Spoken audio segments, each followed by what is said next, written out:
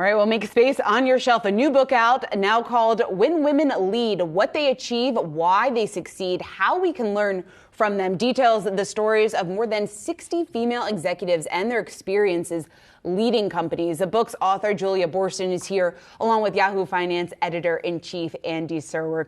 Julia, it's great to have you. Congratulations on the new book. Was going through some stats that you sent over. Just 8% of Fortune 500 CEOs are women, drawing in less than 3% of all VC dollars. I know you've talked with people, everyone from Gwyneth Paltrow to Jen Hyman at Rent the Runway to smaller business owners, but tell us just what you learned about the key characteristics from those women who do in fact succeed.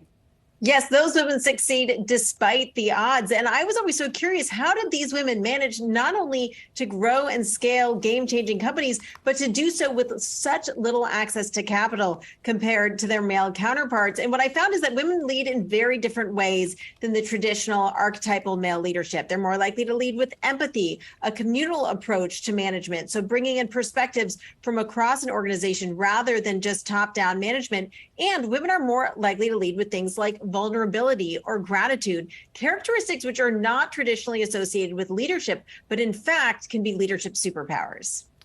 Julia, Andy here. How are you doing? So good to see you, Andy. Good to see you too. I have a question. So there have been a number of books about women and empowerment and leadership. And how do you think you're moving the conversation forward?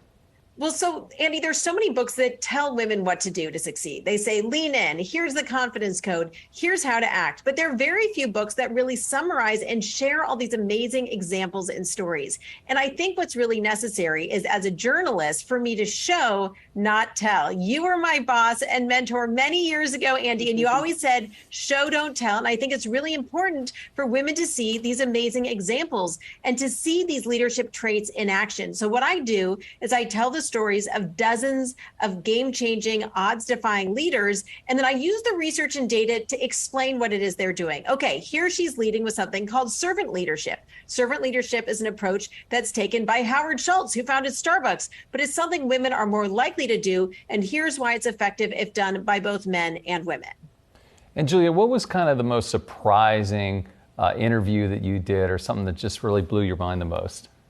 Oh, there were so many interesting stories in here and so many inspiring stories. I can't tell you the number of times an interview with one of these founders brought me to tears because the grit and resilience and courage of these women to defy the odds was so remarkable. But I think sometimes the stories are most surprising are the ones that are right in front of your nose. So how, say, Whitney Wolfe Herd, you may have remembered that she was at Tinder before she founded Bumble, but what was really driving her to try to switch the way online dating works and put women in charge? Or the fact that Gwyneth Paltrow, she leads with vulnerability. She's, maybe one of the biggest movie stars in the world, but she decided to admit what she didn't know. And she had to ask for the CEO role of the company that she started herself. So had to put herself in a position of vulnerability to do that. So I think looking at these surprising, unexpected angles of characters that you may have seen out in the news, really finding those new stories will surprise you.